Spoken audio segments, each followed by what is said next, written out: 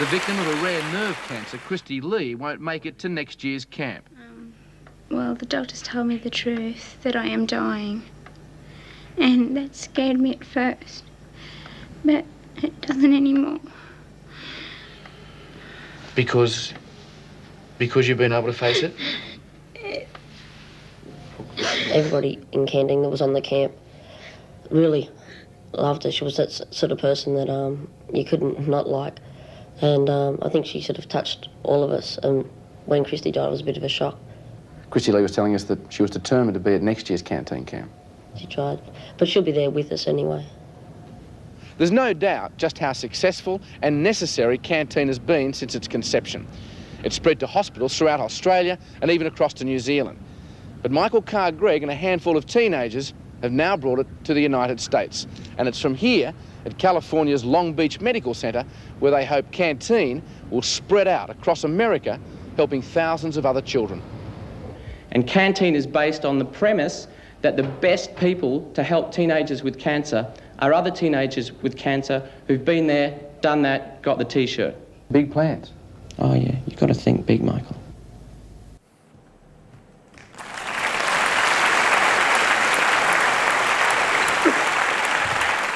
Good evening. At least one of us aged beautifully. I've always believed that if in life you can't change something, you can always change the way you think about it. As a 19-year-old cancer patient, having been told that I had just 8 weeks to live, I made a choice. I chose to see this not as a death sentence, but as an opportunity to do something to make a difference. Thanks to the skills of a great surgeon and an amazing radiation oncologist, against all odds, I somehow recovered, and I eventually got permission to write a PhD on teenagers with cancer at the University of New South Wales. I unashamedly took advantage of my status as a former cancer survivor, and the young patients of Ward C4 at the Prince of Wales Children's Hospital allowed me unprecedented access into their secret lives, their innermost thoughts and most private fears.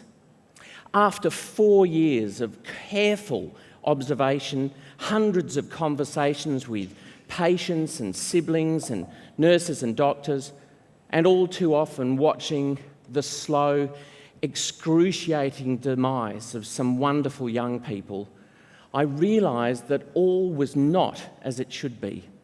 It became very clear to me that some of these doctors believed that all they had to do was to make the bodies of their young patients resilient to disease and that their minds would follow. What I saw was that at a time when many of these young people simply wanted to spread their wings, they had become prisoners of a hospital routine. Some fell victim to depression, which distorted their moods, incited uncharacteristic behaviour and destroyed the basis of rational thought, and in some instances eroded their desire to live. And so I created CanTeen to educate, to inform and support young people with cancer and, of course, their siblings. One story stands out in my memory of the early days of CanTeen, a camp which Mike Munro and his 60 Minutes crew actually filmed. I was walking on a beach near Foster Tuncurry in New South Wales with 3 cancer patients, all of whom had endured osteogenic sarcoma, and each one had had their leg amputated.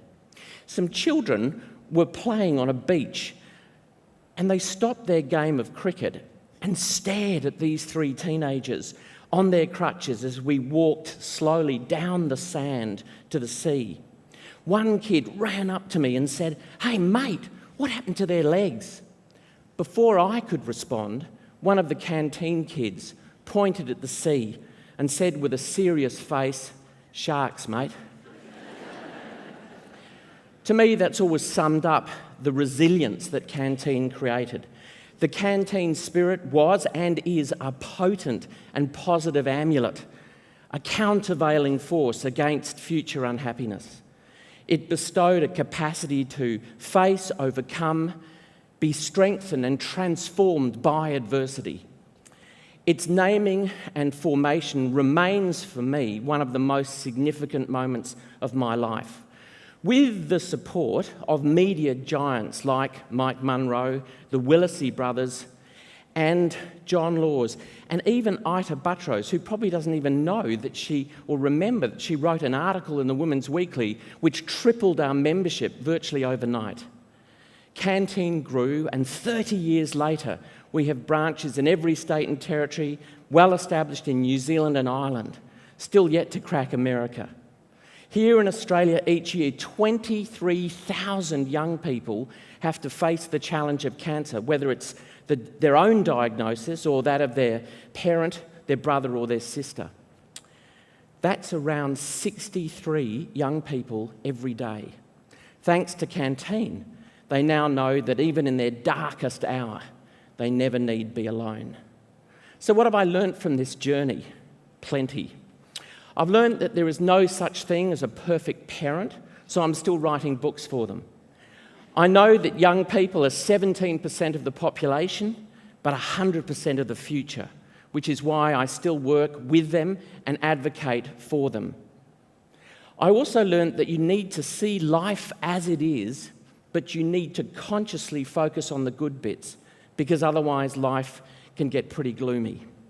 I've learned that too many people put too much of their lives into work to the detriment of their family, and you need to look after yourself and your family first and then your work if you're to function effectively in all three.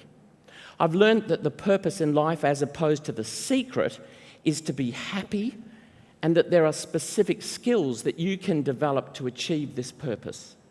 Above all, I've learned that one of the greatest predictors of life well lived is not necessarily being good looking, having more good life experiences than bad, nor is it about making lots of money.